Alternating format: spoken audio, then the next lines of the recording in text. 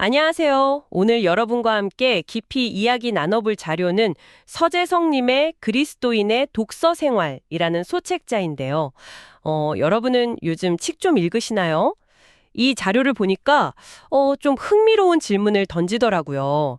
왜 많은 그리스도인들이 책을 잘 안 읽을까? 특히 신앙서적은 더 그런 경향이 있는 것 같고요. 심지어 어떤 대학부 설문 결과를 보니까 한 달에 책 한 권 이상 읽는 사람이 20%도 안 되고 일주일에 2시간 이상 읽는 사람도 비슷했다고 하더라고요. 이거 정말 좀 생각해 볼 문제죠. 네, 정말 그렇죠. 상당히 좀 낮은 수치인데요. 그래서 오늘 이 자료를 보면서 그리스도인들이 왜 독서를 좀 뭐랄까 부담스러워하는지, 그런데도 불구하고 왜 이 독서가 중요한지, 그리고 어떻게 하면 책이랑 좀 더 친해질 수 있을지 그 핵심을 같이 좀 파헤쳐 보려고 합니다. 네. 자료에 보면 책을 멀리하는 이유가 여러 가지 나오던데요.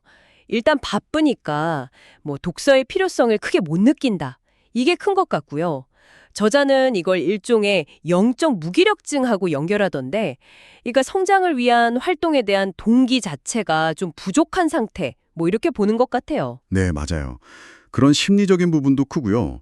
또 현실적인 이유로는 예전에 읽었는데 너무 따분했다 이런 경험. 그리고 요즘은 워낙 그렇죠. TV나 인터넷, 게임처럼 더 손쉽고 자극적인 매체에 시간을 많이 뺏기잖아요. 이것도 무시 못할 이유죠. 기독교 서적 자체에 대한 좀 선입견 같은 것도 있고요. 그렇죠. 그런 것들이 다 복합적으로 작용하는 것 같아요. 맞아요. 그런데 저자는 그럼에도 불구하고 독서가 꼭 필요하다고 아주 강조를 해요. 특히 생각하는 그리스도인으로 성장하는데 말이죠. 그 로마서 12장 2절 말씀 있잖아요. 마음을 새롭게 함으로 변화를 받아 하나님의 뜻을 분별하라. 이 구절을 인용하면서요. 아, 네네. 여기서 재밌는 건 이 마음의 새로움이라는 게 단순히 성경 읽고 묵상하는 것뿐만 아니라 다양한 책을 읽으면서 생각하는 훈련, 그러니까 좀 넓은 시야를 갖추는 것과 직접 연결된다고 보는 거예요. 아, 그 연결이 흥미롭네요. 그러니까 신앙서적만이 아니라 다양한 분야의 책을 읽는 게 중요하다는 거군요. 그렇죠. 그래야 세상을 제대로 분별하고 또 공동체도 더 효과적으로 섬길 수 있다. 이런 이야기죠. 와, 듣고 보니 그렇네요. 그러고 보니 자료에 정말 재밌는 사례가 하나 나오더라고요. 아, 그 주미 씨 이야기요? 네, 맞아요. 대학부 주부 편집자 주미라는 분 이야기인데 회원들 독서율이 너무 낮은 걸 보고 충격을 받은 거예요. 그래서 좀 파격적으로 우리 책 읽지 맙시다. 이런 역설적인 캠페인을 벌였다는 거죠. 네, 저도 그거 보고 좀 놀랐어요. 근데 그게 다가 아니었죠. 그렇죠. 그게 반전인데 동시에 성공하는 사람들의 7가지 습관, 이나 나의 문화유산 답사기 같은 책, 심지어 당시로서는 꽤 파격적이었을 섹스북 같은 일반 서적들을 아주 깊이 있게 소개를 한 거예요. 그랬더니 반응이 오히려 엄청 뜨거웠다는 거잖아요. 네, 완전 폭발적이었대요. 여기서 이제 주미 씨가 딱 깨달은 거죠.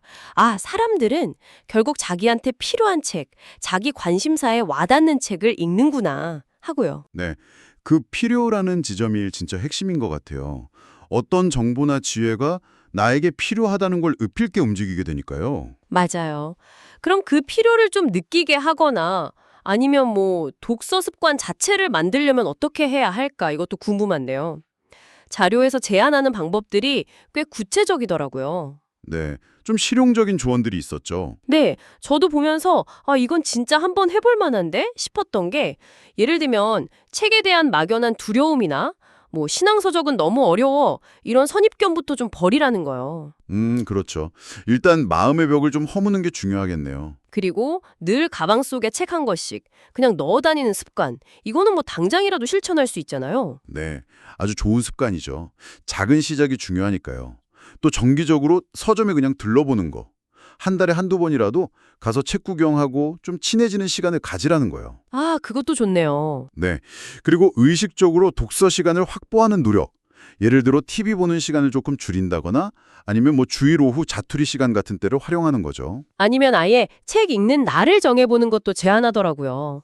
혼자 해도 좋고 스터디 그룹처럼 같이 읽는 모임을 만들어도 좋고요. 네, 같이 하면 또 동기부여도 되고 좋죠. 그리고 책을 고르는 안목에 대한 이야기도 나오잖아요. 이게 또 중요하죠. 맞아요. 어떤 책을 읽느냐도 중요하니까요. 단순히 뭐 베스트셀러라고 해서 혹은 표지가 예쁘다고 해서 고를 게 아니라 직접 서점에 가서 목차도 좀 꼼꼼히 보고 내용도 이렇게 뒤적여 보면서 아, 이게 정말 나한테 필요한 책일까? 생각해보는 과정 자체가 중요하다고 하더라고요. 그렇죠. 능동적으로 책을 탐색하는 자세가 필요하다는 거네요. 그리고 때로는 좀 비판적으로 정말 그럴까? 이렇게 질문하면서 읽는 태도도 강조하고요. 맞아요. 무조건 다 받아들이는 게 아니라. 네.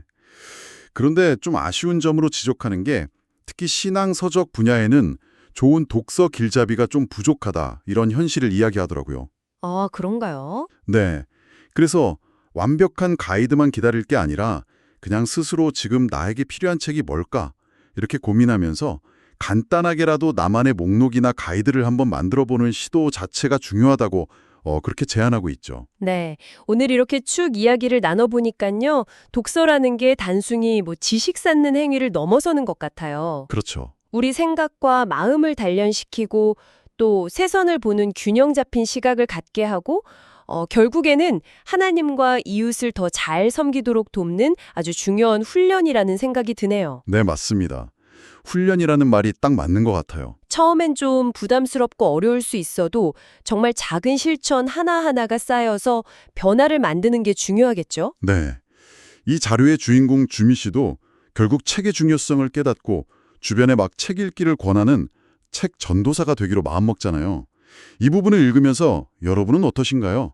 오늘 당장 여러분의 일상에 아주 작은 독서의 자리 하나를 한번 만들어 보는 건 어떨까요? 아, 좋네요. 작은 자리. 네.